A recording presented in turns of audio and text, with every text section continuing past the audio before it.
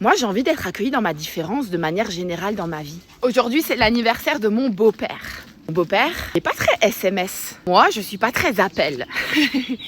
Et il y a une partie de moi où je me dis, mais tu sais, j'ai envie de lui souhaiter son anniversaire aujourd'hui.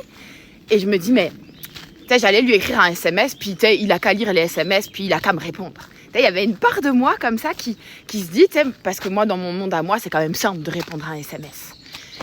Mais c'est dans mon monde à moi, ça. Et je me suis dit, mais Élise, tu sais, finalement, dans cette situation, est-ce que toi, tu ne pourrais pas aller dans le monde de l'autre? C'est-à-dire, tu sais, appelle-le. Lui, sa préférence, c'est les appels. Tu veux lui souhaiter son anniversaire, appelle-le. Et j'ai senti que ça lui a fait plaisir. Et je me suis vraiment posé cette question, puis il y a des gens qui m'ont fait la remarque, mais Élise, qu'est-ce que tu t'en poses des questions? Ouais, mais j'aime bien, parce que je trouve que des fois, on reste enfermé dans des certitudes. On reste enfermé dans nos fonctionnements, et on a tendance déjà à croire que c'était la norme. Non, c'est pas la norme générale, c'est notre norme.